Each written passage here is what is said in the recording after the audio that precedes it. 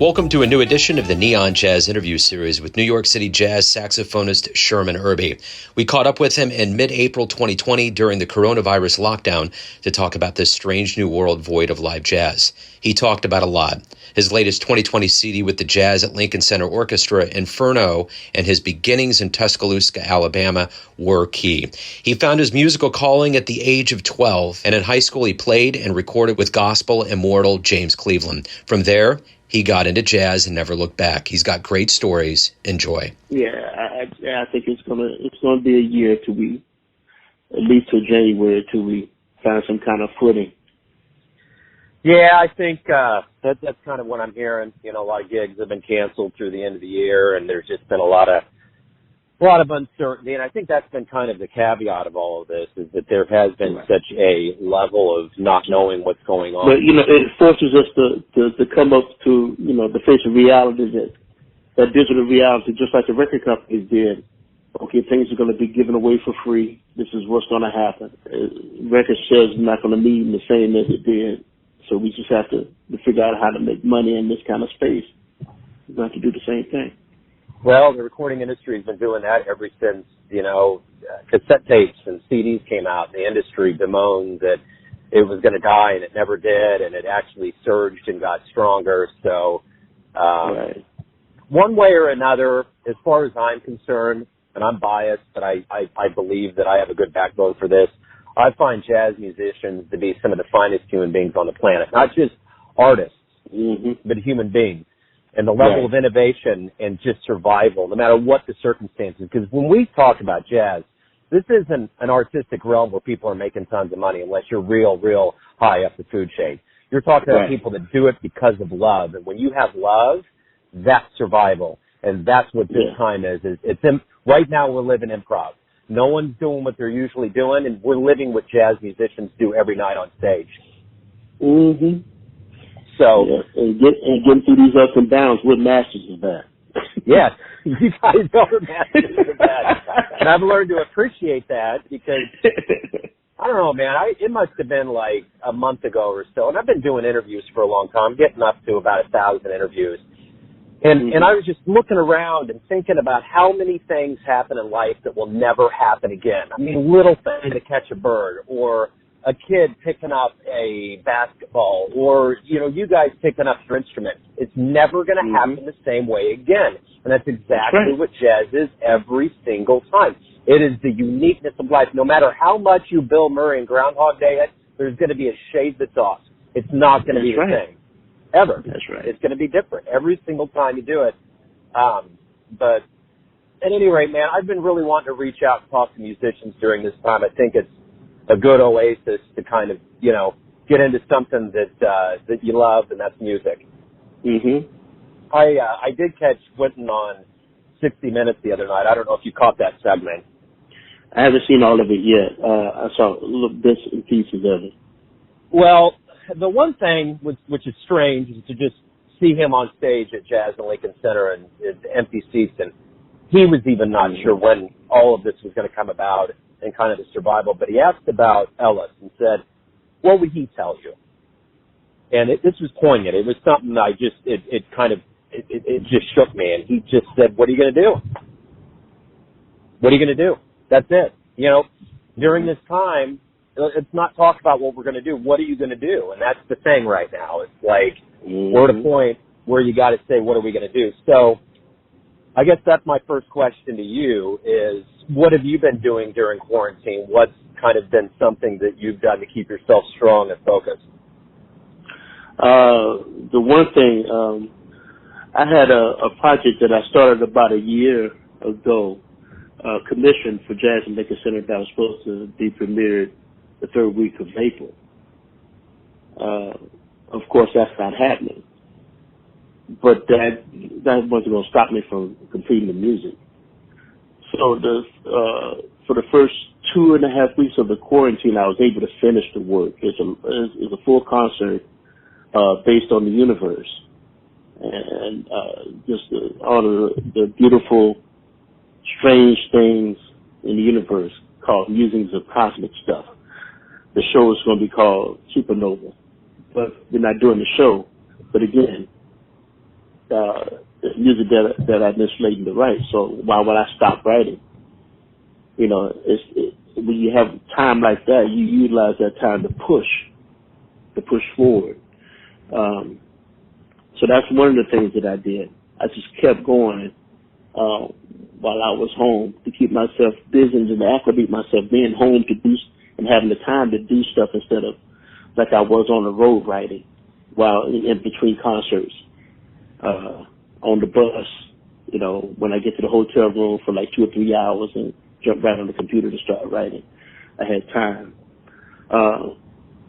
Also, I took the time to spend time with the family because of our schedule. What we do, we're gone a lot, and even when we're here, we're deep into whatever we have to get done, whether it's writing or practicing for another gig or going to rehearsals or, you know, going for concerts.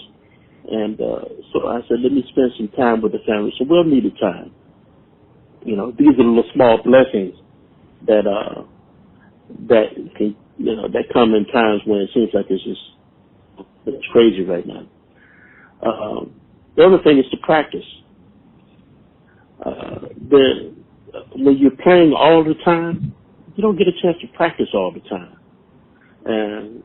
And for me, I would go for stints where I don't practice, but like Cannibal used to say, I practice in my head, and don't get a chance to practice on the horn, but I play the horn all the time.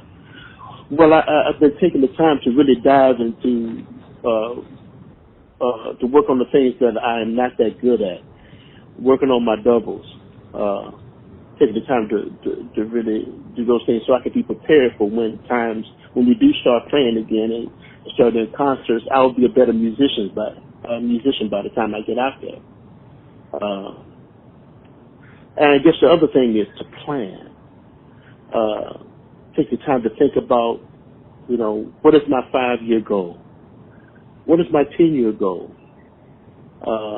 What is, you know, I'm looking at the scene now. Is this an aberration where this is going to happen just one time, or are we looking at something that may happen on this earth over and over again, and we just, you know, we finally getting a taste of something that was coming.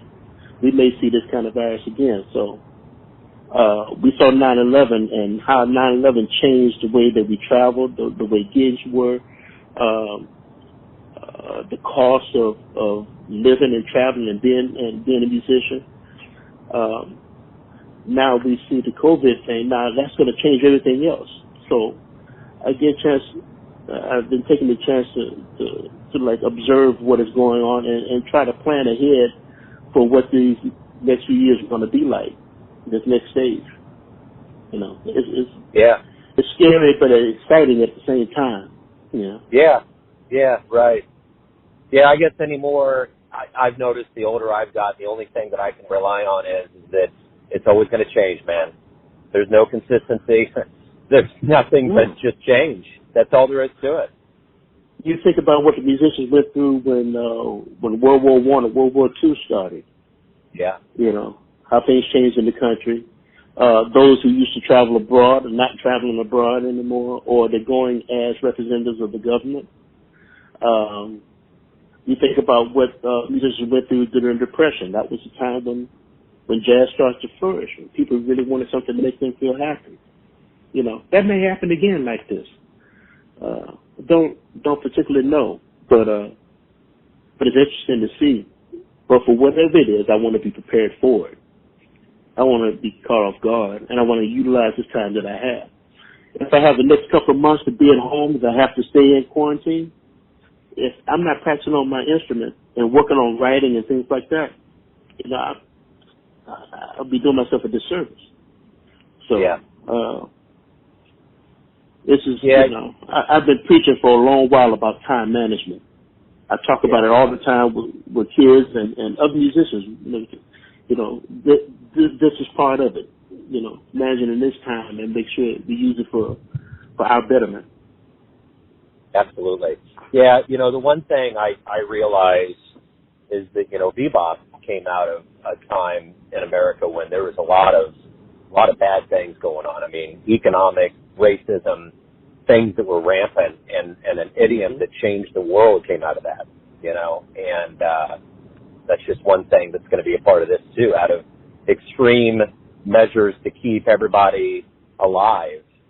And this is not just America. This is the globe. This is every single person on this planet uniting together, saying, look, we want to get back to living our lives. I think there's going to be something that's going to happen with the energy, especially if you're talking about the cosmos and all of that. I mean, imagine the goodwill energy being put out into the universe right now. This is a good time for us in America to kind of understand what other countries have been going through. We got hit in 9/11. We got hit in one city, which hurt all of us. And I was in New York when it happened, and we lost all those lives and the lives since then because of the damage from the falling debris and the dust and everything else. But we haven't been hit like the whole country by one thing like this in a very long time, and it's making people to start to think about their decisions, about what they do in their life, how we treat the environment, who we vote for, how we treat our fellow man. All those things are making us start to really think about those things, because we're being made to slow down right now and to take the time to get in our heads and contemplate this life that we have. We usually don't get this chance, and especially us in the New York area. We're thinking of moving. Now everyone in the country is having to say, I got to sit here and think about where I'm at in this life, and not just get into this group thing that I do every day, going to work, come back, and then go to church on Sunday. Things have changed. Yeah, absolutely there is. So I'm going to kind of go back in your life to your beginnings in Alabama. Give me an idea of how jazz became your future. As you can imagine, I'm from Tuscaloosa, Alabama, and it's not the hotbed of jazz. It's not the hotbed of music. I grew up around gospel and R&B and country music. As a matter of fact, outside of the church, well, my first time seeing horns play was there was a show called the Country Boy Eddie Show, and my father and I would wake up in the morning. It starts around 5 o'clock, because we get around 5:30, and my dad would have his coffee. I have me some Kool-Aid or whatever, and we would watch the Country Boy Eddie Show, and they had guitars and saxophone and trumpet, that kind of thing, and singers, and that was kind of the local music. It's like a very, very local hee-haw, that kind of thing. But when I went, when I finally got into high school, I started playing in elementary school. I started playing viola. Then I went to guitar for a little while. But when I got in the 8th grade, I started learning how to play saxophone. And then in the 9th grade, my band director, who was a trumpet player, he was a big fan of Miles Davis, and he had all these Miles Davis records in his office. And I was fascinated with the saxophone. Grover Washington was my man. When I heard the Miles Davis records, I heard John Coltrane and Cannonball and Hank Mobley and all. I was like, man, this is killing. I didn't understand what it was, and my band director really got me into it. Mr. Rosser Lee Thompson. It's something else. Then I went on to he was my director for the 9th and 10th grade, and in the 11th and 12th grade, I had Dr. Oscar Watts, and he was a big Freddie Hubbard fan, another trumpet player. And so I started listening to all these Freddie Hubbard records, and he introduced me to so many other things, and then and it sparked a thing in me. And I guess the thing that really turned it around for me was just like listening to the University of Alabama's radio station late at night, and they would play Charlie Parker, and I heard the 52nd Street theme, but I'd never heard the saxophone played like that. You know, I would hear a little bit of Grover Washington when the music starts to fade, and he started playing a little bebop, and my band director told me what he's playing is like bebop lines.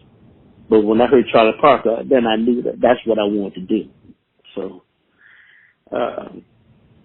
that's how I caught that bug. And I just couldn't leave it after that. Wow. Yeah, Charlie Parker's brought so many people to the music, man. It's always amazing to me. I mean, he's such a mythical creature. It's hard to believe that he's actually from Kansas City. You know? Right. Right. But it was interesting to get to Charlie Parker through Grover Washington. Nobody would expect that. No way. So, was New York always the place that you wanted to end up? Is that the dream? Yes, New York is where I wanted to end up. When I finished high school, I went to college in Atlanta. I was fortunate to receive scholarships both to the University of Alabama and to Clark College at the time in Atlanta. And I decided to go to the school in Atlanta because I knew it was a bigger city and I would get a chance to hear more of the music and meet more musicians. And nothing against the University of Alabama's education. We know that it's a fine institution, and they had a band director that was phenomenal. Somebody over the jazz department, he was phenomenal. But it's hard to weigh that against being in a city where the music was being played by some of the great musicians, and you could hear them live, and I couldn't hear them live in Tuscaloosa. So I went to Clark College. While I was there, my first year, Charlie Rouse was our guest artist to play with our college. Now, mind you, Clark College is a small historical black institution. It's part of the AU Center with Spelman and Morehouse, Morris Brown. And for Charlie Rouse, who was a great tenor saxophonist that played with Thelonious Monk, to have him come in and sit down and talk with us and then play with us, man, that was fantastic. Now, mind you, I didn't know who he was at the time. I was still so ignorant to what was going on. I knew of Thelonious Monk because I learned how to play Around Midnight on the piano as a challenge from my band director when I was in high school. But I didn't know who Charlie Rouse really was, and so I got a chance to meet him and play with him. Then the next year, Kenny Burrell came by and worked with us and talked with us, did clinics and performed with us. And so we started having all these great musicians come in, not only in the city to play, but they actually come in and play with us. And then I said, okay, after all of this is going on, I want to learn how to play this music, but I need to be where the musicians are. And I knew it was going to be New York. I said, everybody talk about New York this, New York that. This is, Atlanta was the little apple, so I needed to go to the big apple. So I made my way. So what was the first live jazz show you saw that made you think, man, this is what I want to do? Well, I can tell you the first live jazz show I saw was Bob Minster playing with the University of Alabama Big Band. It's funny. I know Bob very well, and I started kidding him about it. Oh, you were the first guy that ever heard play live. It stopped making me feel old. But it was more. He wasn't doing like really straight ahead. He was doing some of the stuff that they did with the Yellow Jackets and like just a different style than what I was really starting to get into, which was bebop and hard bop. Bob could play it all, but that's not what he was doing with that band. So I guess what's the one concert that I heard, David? I guess when I came to Atlanta and I heard Johnny O'Neill. No, it was a jam session. That's what it was. A jam session at Pascal's restaurant. Pascal's, it was a famous black hotel that had a jazz club in it that everybody used to play at. And there were a bunch of musicians there from the city. So when they played the jam session, I didn't know what I was doing. So, for the first few ones, I really didn't play. I just listened. And Tommy Stewart, great trumpet player. He plays trumpet, saxophone, piano, bass, and he's exceptional in all of them. He would show up to a session with no instrument at all and just take everybody else's instrument and just, outplay everybody. Audrey Shakir, I'd never heard anybody sing a scat like she did. And then I come to find out later on, after I come to New York and start playing at Jazz Lincoln Center, that I was sitting beside her son all of that time when I joined the band. Walter Branning is her son. I had no idea. I knew who she was one of my idols, and Walter told me, hey, my mother is Audrey Shakir. I just started laughing. I had no idea. And so they were the people. Howard Nicholson, that was another tenor saxophonist. I think they were all there that first night or two that I came to go in and check out the jam session. And that really hooked me because they were for real. They were swinging. They were having a good time. And there was no attitude either. There was no negative thing about it. It was just like, come on, Junior, come on in here. That kind of vibe. So, what do you like best about being a musician? That's a good question. I guess,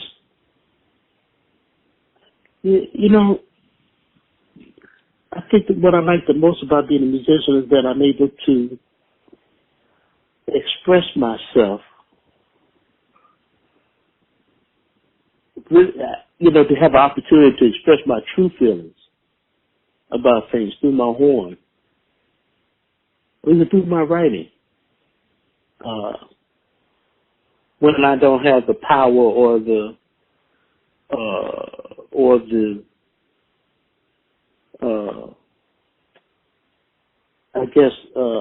courage to do it with words. Like I can really open myself up and then feel good afterwards. Yeah. You know how some people can really be good at talking and talking through their issues and what they feel, or just express themselves through words. All that. That was never really my gift. For me, I guess it's through the horn, and it makes me feel better, and I be able to get stuff off my chest. And I think so. In doing so, I can help others too. Right on. So we're inevitably going to get out of this COVID-19 quarantine world we're in, and we're going to get back to the stage. Both musician and audience member are going to return. What revelations do you hope they have, or pieces of wisdom, so when they come back, they have a new perspective on things? Well, I tell you one big thing. I hope people realize that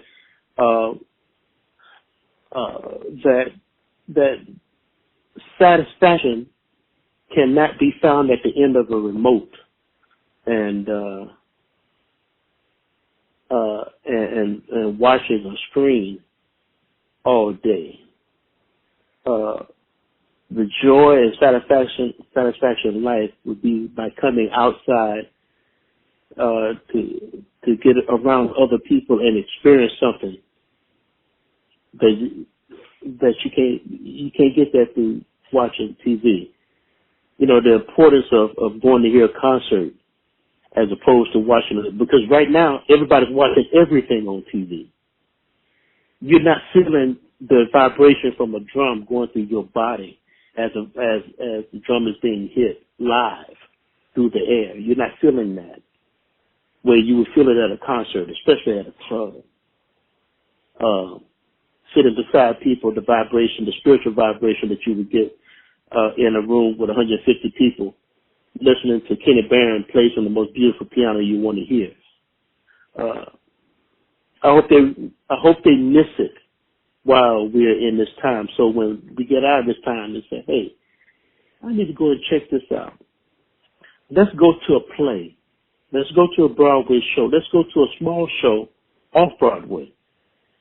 Let's go hear some music. Let's go to the museum and go and see some artwork. Let's go and experience something that is not digital, but analog all the way. So that's what I hope that everybody can get out of this. Right on.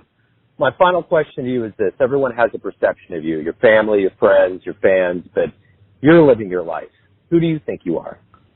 I'm just trying to be the best Sherman that I could be, whatever that is. To me, it's almost like, when they ask me, you found your sound. Man, I haven't found anything. I'm still working on it. I'm still working on trying to be the best Sherman Irby I can be. Whatever that's going to be, I'll probably find out at the end of my journey. But I guess, everybody knows that I'm trying. Right on. Absolutely, man. Sherman, thank you for taking some time to talk about the music and about this unique place, this surreal place the world's in right now, and stay safe. Good luck with everything. Man, same to you. Thank you. Thanks for listening and tuning in to another Neon Jazz interview, where we give you a bit of insight into the finest players in Alabama, New York City, Kansas City, and spots all over the world, giving fans all that jazz. And thanks to Sherman for his time, music, and stories. If you want to hear more interviews, go to Famous Interviews with Joe Domino in the iTunes Store. Visit Neon Jazz at youtube.com, and for everything Neon Jazz all the time, go to the neonjazz.blogspot.com. Until next time, enjoy the jazz, my friends.